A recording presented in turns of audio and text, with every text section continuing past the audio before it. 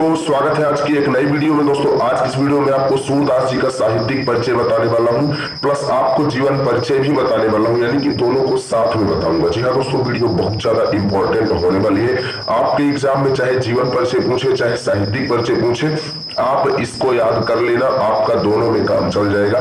क्योंकि इसको मैंने इस तरीके से लिखा है कि एग्जामिनर इसको दोनों में मैनेज कर सकते हैं और आपको फुल मार्क्स देंगे। क्योंकि लिखने का तरीका दोस्तों हर आदमी का अलग अलग होता है और मैंने अपनी तरफ से एकदम बेहतर तरीके से लिखने की कोशिश की है। तो चलिए बिना देरी किए वीडियो को शुरू करते हैं और पूरा जीवन परिचय या फिर साहित्यिक परिचय आपको अच्छे से बताते हैं।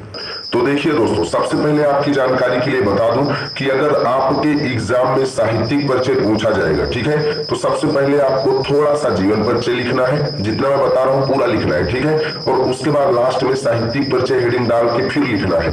और अगर आपके एग्जाम में केवल जीवन परिचय पूछा जाएगा तो वहां पर आपको साहित्यिक परिचय हेडिंग नहीं डालना है, ठीक है। बस इतना आपको ध्यान देना है। उसके बाद चलिए देखते हैं कैसे लिखना है। और बाकी लिखना दोनों में सेम चीज है, बस आपको उसमें करना क्या है कि जहां मैंने यहाँ पर साहित्यिक परिचय लिखा है वहां पर आपको कोई भी हेडिंग नहीं रखना है, ठीक है। अगर आपसे जीवन परिचय पूछा जाएगा तब, और साहित्यिक परिचय पूछा जाएगा तो सेम टू ऐसे ही लिखना है। यहाँ पर जीवन परिचय हेडिंग डाल के लिखेंगे कि सूरदास जी का जन्म सन 1478 ईस्वी में रूनकता नामक गांव में हुआ था। इनके पिता का नाम रामदास सारस्वत था। सूरदास के गुरु वल्लभाचार्य था या गुरु वल्लभाचार्य थे, ठीक है ना, इसको ऐसे लिख लेना। आगे आप लोग लिखेंगे, उन्होंने सूरदास को गोवर्धन पर स्थापित मंदिर में श्रीनाथ जी की कीर्तन करने को नियुक्त किया, ठीक है। सूरदास नित्य नया पद गाकर भगवान की स्तुति करते थे।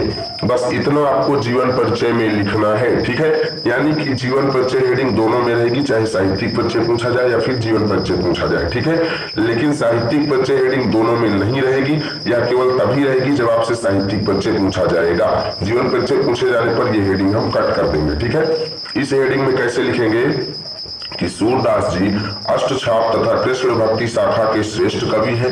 ये श्रृंगार रस के अप्रतिम कवि हैं। इन्होंने अपनी रचनाओं में ज्ञान और योग के आडंबर को दूर कर प्रेम और भक्ति के महत्व को प्रकाशित किया है। सूरवात्सल्य रस के सम्राट माने जाते हैं।